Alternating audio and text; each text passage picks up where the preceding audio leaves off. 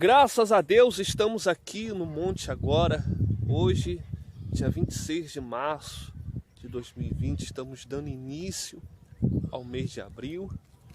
Estamos aqui no monte agora, como você vê, está tudo verde em nossa volta. É tempo de prosperidade na Paraíba, né? Quem plantar vai colher, né? Ou quem plantou já está colhendo também, né? Olha só o verde lindo. Alguns dias atrás aí, alguns meses atrás, alguns anos atrás, né, isso estava seco demais, estava horrível. E para cá Deus tem nos agraciado com a chuva, uma chuva abundante, né? Onde os açudes têm, sabe, enchido, sangrado em alguns lugares. Então uma benção em nome de Jesus. Mas o intuito desse vídeo que a gente está aqui, pessoal, hoje, estamos aqui para orar, buscar a face do Deus vivo, do Deus todo-poderoso, né? Estamos aí vivendo, né, missionário? Um momento de luta, de batalha espiritual, como diz o livro de Efésios, né? Dificuldades, né? Estamos vivendo aí, como diz o livro de Efésios. Livro de Efésios, a palavra de Deus nos mandou nos revestir de toda a armadura de Deus para podermos ficar firme contra a cilada do diabo. Quem se revestiu da fé está firme, né? Com certeza, tá crendo na vitória, que virá coisas maiores em nome do Senhor Jesus. As bênçãos vão chegar também, né? Em nome de Jesus. Quem se revestiu, né? Quem se revestiu da armadura de Deus está firme na fé, está seguro, está confiante, está com a sua estrutura ali forte. Quem não se revestiu está em pânico, né? Está angustiado, está desesperado, está Desesperado. aflito. Isso. Está achando que já não tem mais saída, né? É verdade, né? Nós não estamos aqui para, né, te deixar pior, né, com tanta notícia ruim. Claro que não. Nós estamos aqui somente para lhe orientar na palavra de Deus, né? Que ainda há tempo de você se revestir essa armadura em meio a caos. Ainda há tempo de você se fortalecer a tua fé, teu coração.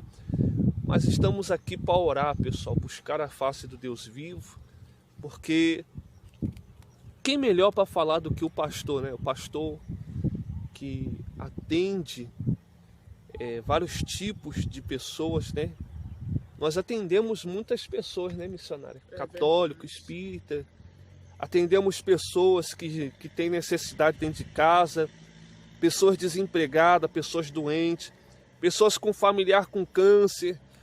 Enfim, atendemos um público que é grande, Então nós, pastores, a nossa visão é essa, pessoal. A gente não pode ficar dentro de casa porque a gente atendeu tantas pessoas, missionária, né? Pessoas que estavam lutando para ter um trabalho agora e depois de ter conseguido, agora está em casa, né? A gente acompanha o choro de pessoas, missionárias, que estão desesperadas por emprego. Agora, com isso parado, como é que vai ser a vida dela? Ela vai estar sofrendo mais ainda, né? Vai estar sofrendo mais ainda, porque antes disso tudo ela já estava desempregada. Já estava sofrendo. Já estava sofrendo, passando sofrendo por mais. necessidade. Agora, com tudo parado. E ainda mais quem tem um filho dentro da sua casa para alimentar. Isso, pessoal, quem tem filho dentro de casa para alimentar. Então, gente, a nossa visão, gente, é perdão. Não é uma visão de egoísta, de hipocrisia, porque a gente está preocupado com condições financeiras. Não, gente. É porque a gente já havia atendendo um público sofrendo antes. Agora, então, vai padecer dentro de casa, né? Porque é assim, pessoal. Ainda que as empresas de energia, de água, venham dar um time aí, venha suspender, né? Venha suspender. Segura aqui para mim fazer um favor. Tudo é normal. Isso. Ainda que as empresas venham suspender um pouco para que esse mês não venha pagar, preste bem atenção. Não é que você não vai pagar, só vai suspender para não cortar. Mas os próximos meses vai estar aquele bolinho de neve para você ter que arcar com aquilo, para você fazer uma negociação. Você tem que fazer a sua feira do dia a dia, né, do mês. Então, ficar parado também não vai adiantar. Não vai adiantar. É como diz aquele ditado: se correr o bicho pega e se ficar o bicho come. Mas é mais fácil você lutar e vencer do que você ficar parado, prostrado. Isso, porque essa é a vontade de Deus, pessoal. Essa é a vontade de Deus. A vontade de Deus é que a gente venha exercer a nossa fé, que a gente venha botar a nossa fé em ação, pessoal. Você compreenda só uma coisa, por favor, em nome do Senhor Jesus Cristo, né? Eu estava aqui agora, gente, passando pela cidade, né? Se deparamos com a cidade, com lojas fechadas, com tanta coisa fechada, né? Os únicos que estão abertos, assim, é mercado, é farmácia, padaria. Isso. Essas coisas. Pessoal, então será o mês de prosperidade deles, né? Mas e aqueles que estão lá numa loja de roupa, aqueles que estão em outro departamento de venda, os que dependem de ir para a rua para vender tanta coisa? Gente, não tem como a gente paralisar. Mas, pastor, compreenda, pastor, tem uma epidemia, tem uma pandemia aqui à nossa volta, tem um demônio ao nosso derredor. Sim, pessoal. A Bíblia diz que o inimigo estava ao derredor de Jó, né? A Bíblia diz lá em Pedro, gente, que o inimigo ele está ao nosso derredor como um leão faminto, preste a nos devorar. Mas e aí, pessoal? Aonde está a nossa fé agora? Gente, a gente atendeu tantas pessoas, né? Tem tantas pessoas agora sofrendo, né? Tem tantas pessoas agora necessitando de uma ajuda. Olha só a palavra de Deus, olha aqui, eu vou ler para você entender melhor, olha só. Isaque na terra dos filisteus, olha só o que diz a palavra. Sobrevindo fome à terra, além da primeira que havia nos dias de Abraão. Olha aí, não é a primeira, já era a segunda. Olha aí, ó, a segunda que vem. Sobreveio fome sobre a terra, além da primeira que havia nos dias de Abraão. Foi Isaque a Gerar, a visitar-se com Abimeleque, o rei dos filisteus. Apareceu-lhe o Senhor e disse: não desças ao Egito, fica na terra que eu te disser, né? Gente, Deus falou com Isaque no meio de um caos, no meio de um pânico, no meio da fome, né? Imagina a guerra da fome.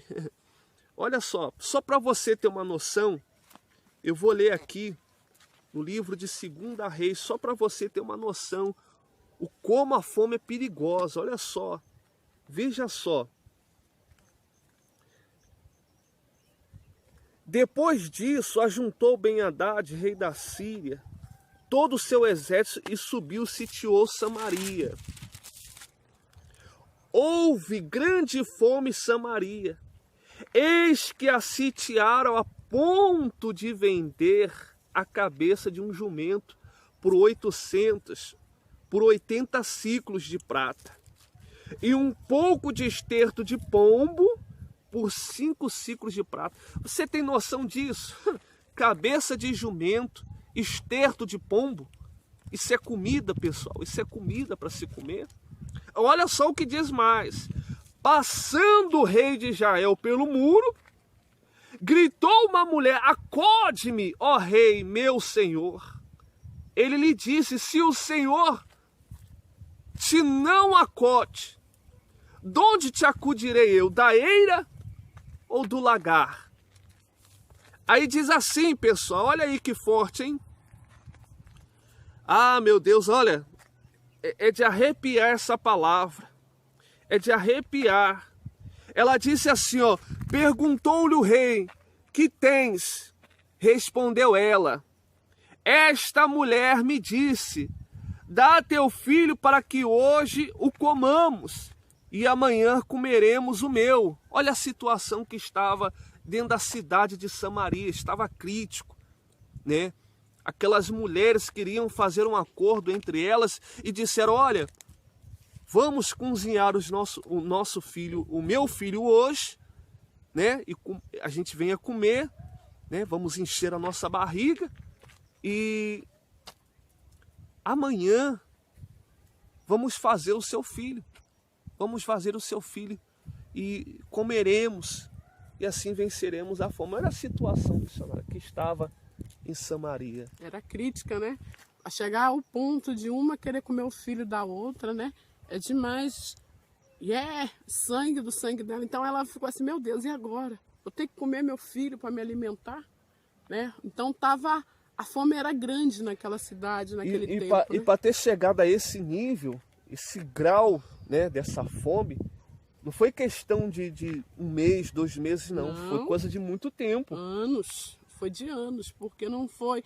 Porque se fosse de 1 mês, ainda, né, a pessoa vai se virando. Mas para chegar ao termo de dizer, vamos matar os nossos filhos. Vamos comer o meu hoje, amanhã eu como o seu. Então era grave a situação. Era coisas que já vinham acontecendo há muito tempo. Porque antes eles estavam comendo o quê? Esterco, cocô. Então é triste, né? Perdão a expressão, né? Fezes, né? Estavam assim, né? Nessa situação crítica, precária, né? Miserável, assim, vamos dizer assim, miserável, né? Você olha a decadência de outro país, por exemplo, quando a gente se depara com Angola, aqueles lugares, né? Lá, né? A África. Tu vê as crianças bebendo água suja. Eu vi outro dia numa reportagem, eles faziam barro e dava para as crianças comer. Isso é triste. Às vezes tem muitas pessoas que tem um arroz e feijão dentro de casa e reclamam, vou comer isso. Mas tem gente que nem isso tem para comer, né?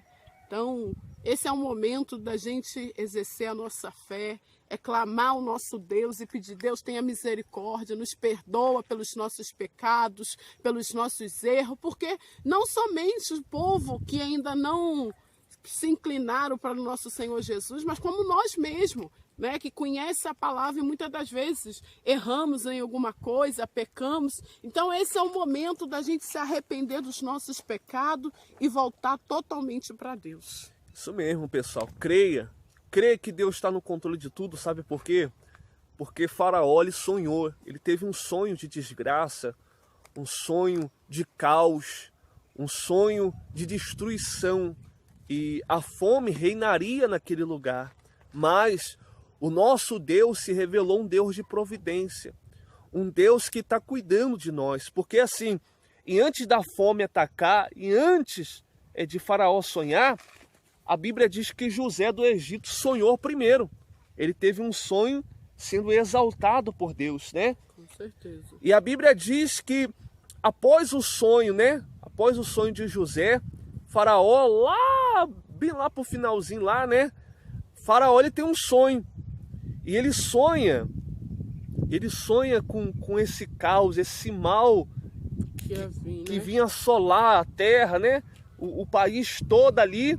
E ele chama todos os intérpretes de sonho para poder interpretar o sonho dele, pessoal. Pessoas que achavam os que magos, né? Alguma coisa que era poderosos, na verdade, mas na verdade nenhum deles pôde, como é que se fala?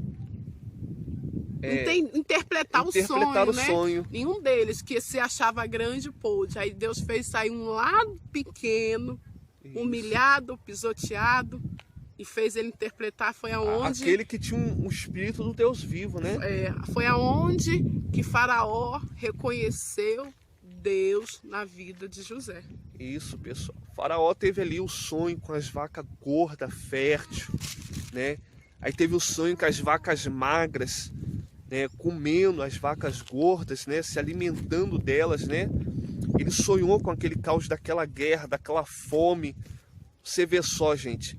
E ali Deus deu a interpretação logo para quem? Para José do Egito, fazendo dele de escravo a governador. E sabe, dando a ele, pessoal, o entendimento para tudo ali que estava acontecendo dentro do Egito e no país. É a mesma coisa, gente. A gente não está se colocando acima dos médicos, a gente não está colocando acima de ninguém.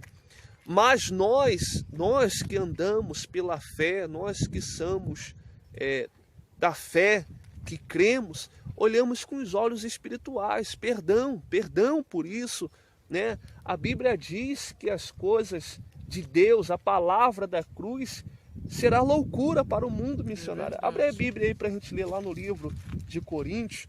A gente vai ler aqui para você ver. A Bíblia diz que a sabedoria do mundo sempre vai recusar as coisas da palavra de Deus, gente. Sabe? Nunca vai dar certo. É muito difícil de um médico de um cientista, sabe, de alguém concordar com a palavra de Deus, a não ser que ele veja da mesma forma, que ele compreenda do sentido espiritual. Se não for assim, nunca vai ser aceito, pessoal. Sempre vai ter briga no nosso meio. Deixa eu ir, 1 Coríntios. Isso, versículo. Aqui, achou?